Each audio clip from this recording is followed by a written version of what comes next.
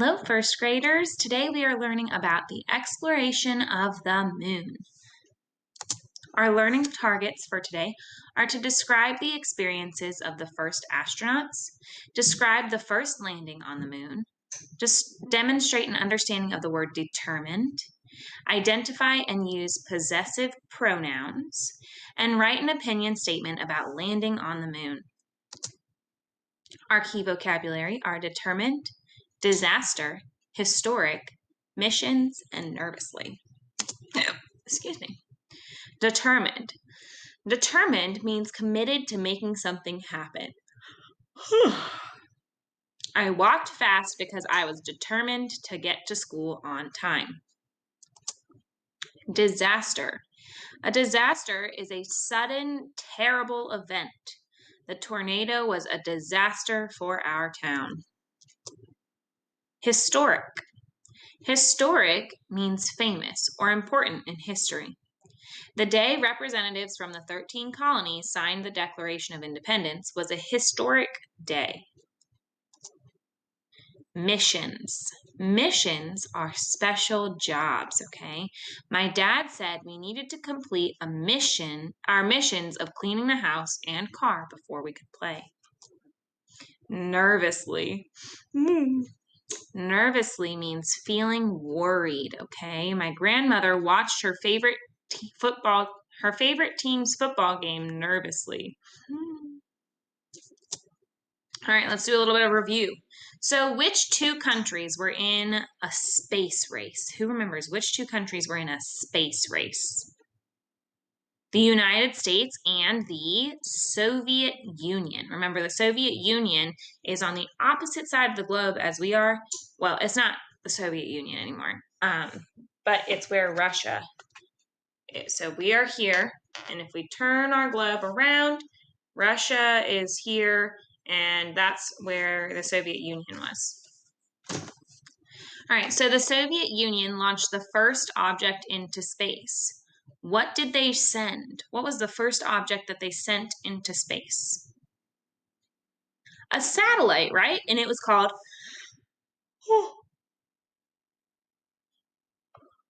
Sputnik 1.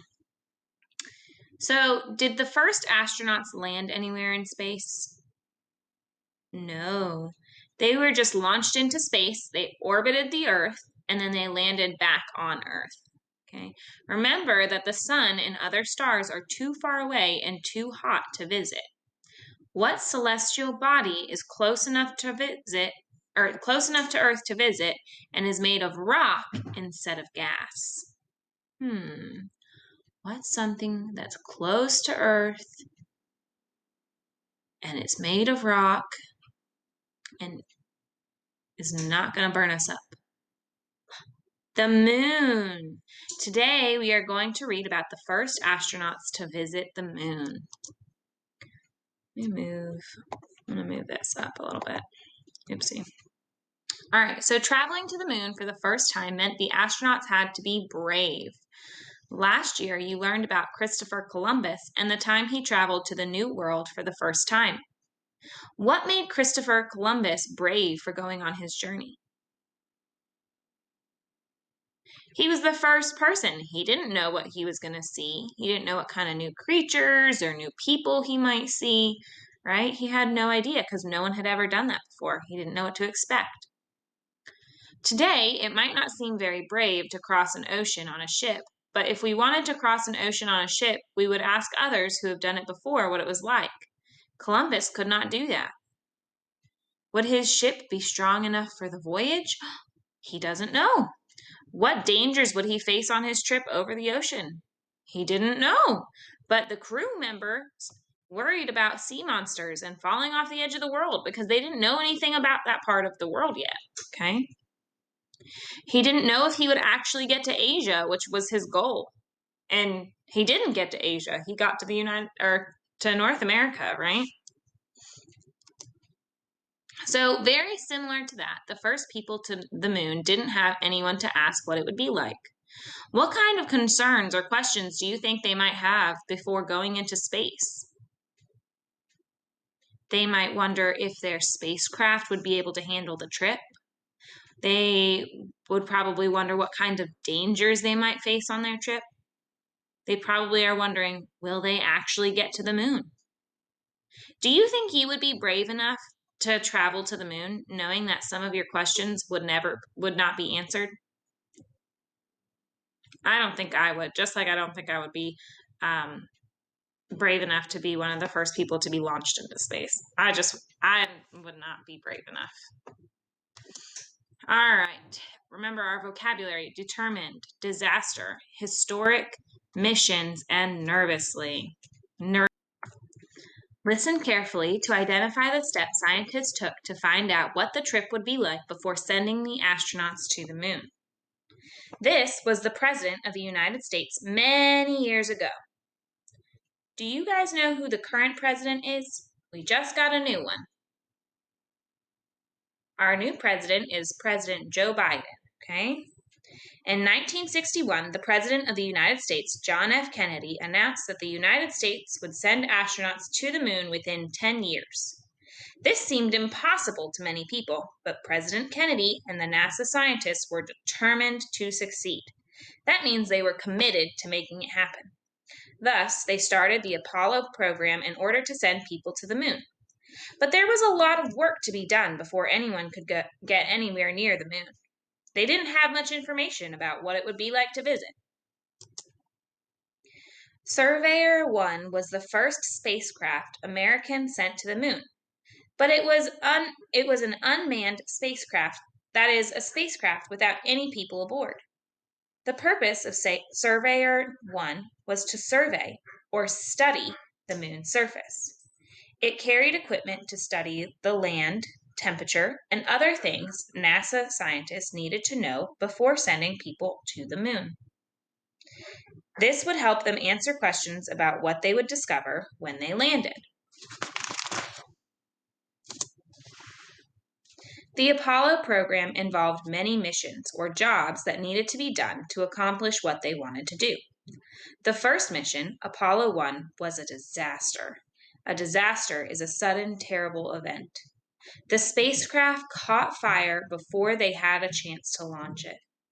After that, however, the Apollo scientists had many successes.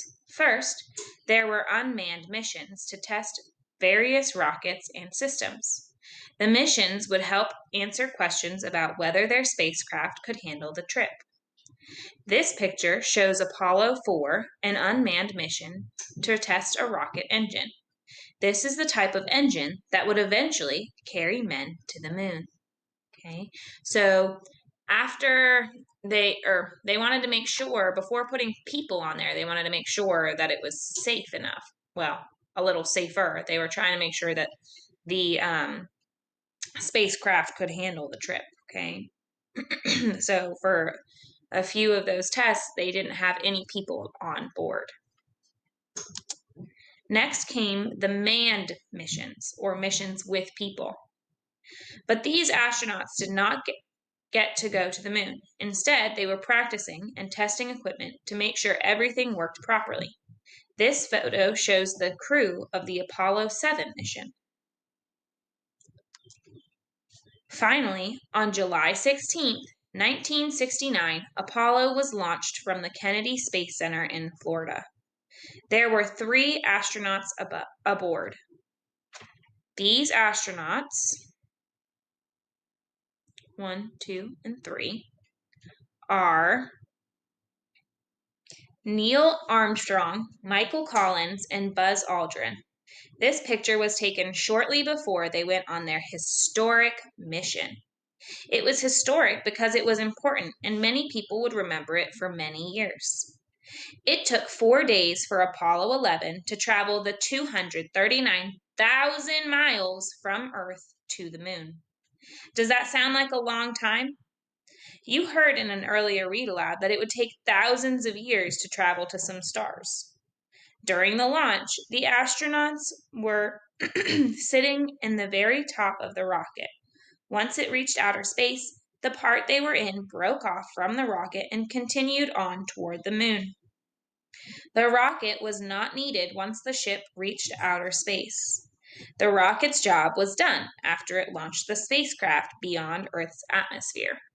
So, in that part that I just read, it told us that it only took them 4 days to get to the moon, right? It took 4 days to travel 239,000 miles. But when we talked about how long it would take for us to get to the sun, we said it would take about 4 months. And when we talked about how long it would take us to get to the next closest star, we said that it would take 73,000 years. So is 4 days very long compared to the other places that they could have gone in outer space? No, 4 days isn't very long at all when you think about how long it would take you to go to the sun or to the next closest star. Michael Collins was the pilot for the command module, which drove the lunar module close to the moon but did not actually land there. The lunar module, called the Eagle, was attached to the command module during the journey from the Earth to the moon. In fact, the word lunar is used to describe anything that is related to the moon. Once they got close enough to the moon, however, the Eagle broke off from the command module and landed on the surface. So the spacecraft had 3 parts at launch. Only the lunar module, which is here, only the lunar module, I lost where I was reading, sorry guys.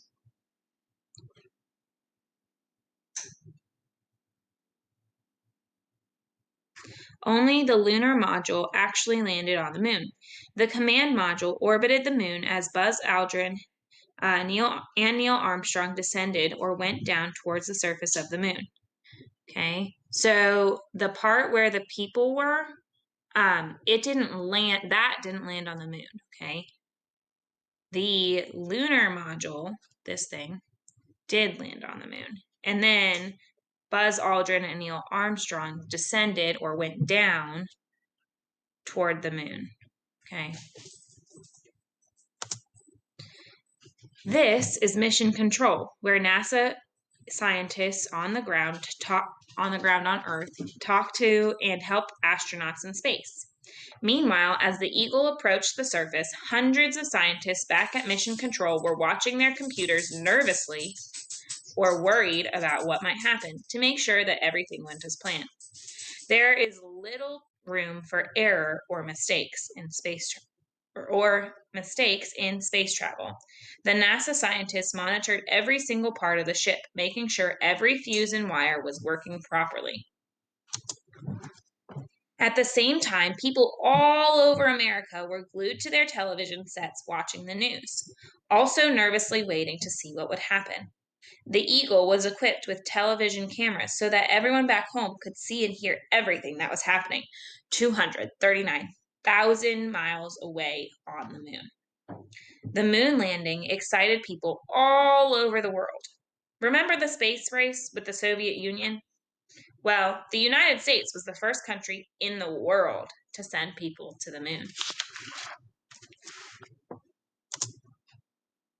It took longer than expected, but finally Neil Armstrong announced the famous words, "The Eagle has landed." Great sighs of relief and cheers went up from mission control and in living rooms across America. Next, Neil Armstrong prepared to leave the Eagle and step out onto the moon. This picture shows what Americans back home saw on their television sets. As you can see, the picture was not very clear, but if you look closely, you can see Armstrong about to set his foot on the moon's surface. Armstrong stepped down and landed on the fine, soft dust of the moon's surface. With this first step, he said, "That's one small step for a man and one giant leap for mankind." What do you think he meant by that? He meant that he himself had taken the small step from the Eagle's ladder onto the moon, but that step represented a huge leap in terms of the advances, or progress, humans had made by landing on the moon. Buzz Aldrin followed Armstrong down the ladder. Both astronauts wore special spacesuits designed to endure the harsh temperatures of the moon's surface. The astronauts conducted experiments to help future astronauts and scientists. The first thing they noticed was their mobility, or how different it felt to walk and move around. The moon has very little gravity compared to Earth. Here on Earth, when you jump, you come straight back down. Not so on the moon. When you hop on the moon, you stay up for a few seconds and then come down rather slowly. Can you imagine hopping up in the air and staying up there for a little bit? Imagine how far you could jump. The astronauts collected samples of the moon's dust and rocks. Then they planted an American flag in the moon soil. Explorers often planted flags to claim the new land of their home countries. Columbus planted his Spanish flag when he landed in the New World. They had prepared the flag beforehand by inserting wires in it so that it would be firm but appear to be waving, even though there was no wind on the moon. So you see how it's sticking out, right? And it kind of looks like it's waving. What they did was they stuck wires inside of that flag and they bent the wires so that it would be sticking up, so that it looked like it was waving. Okay, but if you put it on the moon without the wires, it wouldn't look like that. Okay, 5 more Apollo missions landed successfully on the moon after that first mission. In the end, Apollo astronauts brought back a total of 842 pounds of moon rocks. Many of these rocks are on display in museums all around the world. Apollo 17, launched in 1972, was the last mission to reach the moon. Nobody has returned to the moon since. That is bound to change as humans continue to explore outer space. All right. So now we're going to do our comprehension questions and our word work. Okay. So if you need a break, go ahead and take a quick break. If not, then let's get started.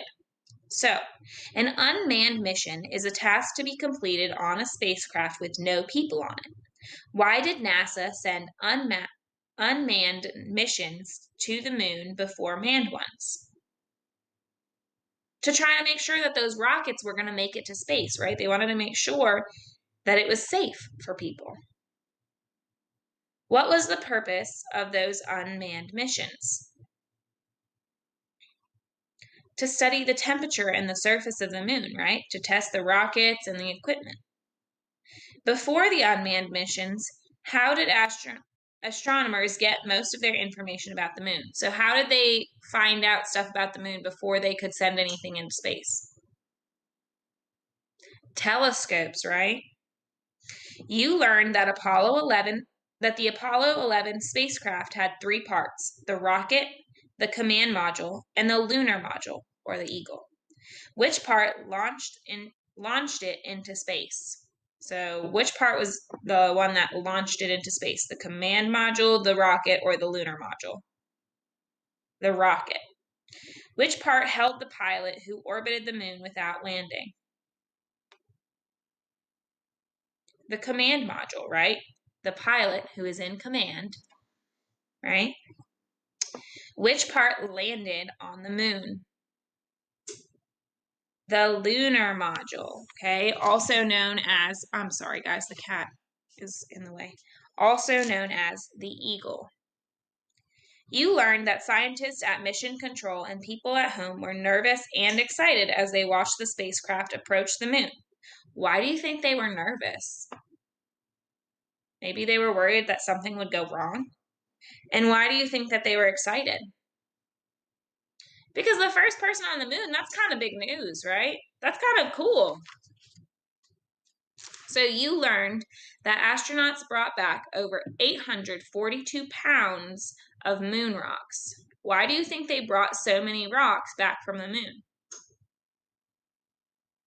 Maybe to study them, right? Figure out what they're made of. All right. In the read aloud, you heard President Kennedy and the NASA scientists were determined to succeed in sending astronauts to the moon. Say the word determined with me. Determined. Can you say it in a whisper voice? Determined. Can you say it in a mouse voice? Determined. Okay. So determined means committed to a decision or a plan of action. I am determined to do well in school. What's something that you're determined to do? Try to use the word determined when you're talking about it. What's the word we've been talking about?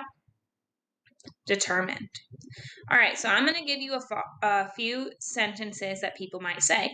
If you think the person talking is determined to succeed, then I want you to say, they are determined. If you think the person talking is not determined, I want you to say, they are not determined. Sorry guys, the kitty is all over the place. I will keep on trying until I get it. They are determined.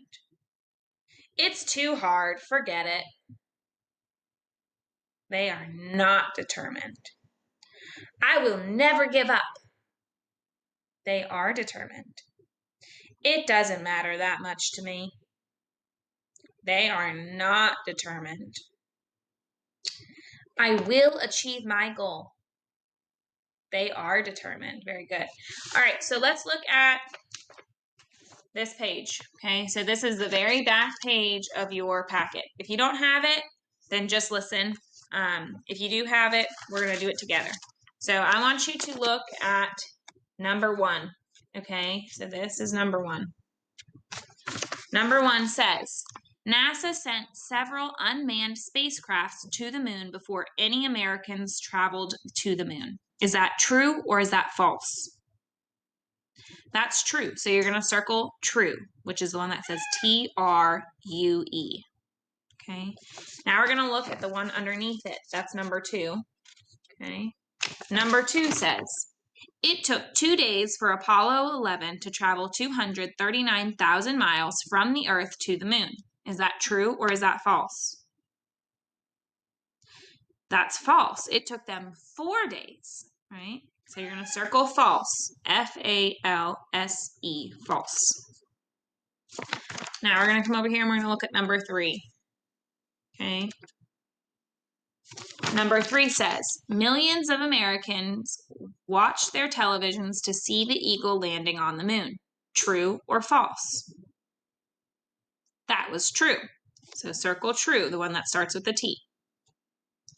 Now we're going to look underneath it. We're going to go to number 4. Number 4 says, with Neil Armstrong's first steps on the moon, he said that's one small step for man and one giant leap for mankind. True or false?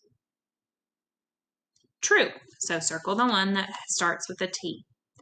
And then number 5, which is the last one down in this corner, that one says, after the Apollo missions, the United States had collected 87 pounds of moon rocks. True or false?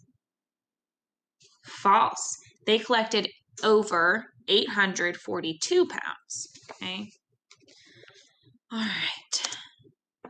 Let's make sure we hit our learning targets. So, did we describe the experiences of the first astronauts? Yep.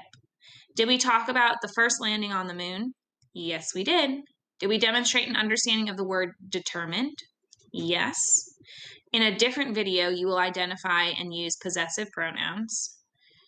And then, actually, before you watch that video, I would like for you to get into your astronomy journals, and you're going to turn to the page that says exploration of the moon, and you are going to write about the trip to the moon. I want you to write how, if you would like to be if you would be brave enough to be the first person to go to the moon. And then I want you to give me 2 sentences telling me 2 things that you learned in this video about the first trip to the moon. All right, guys. Can't wait to see your writing. See you next time.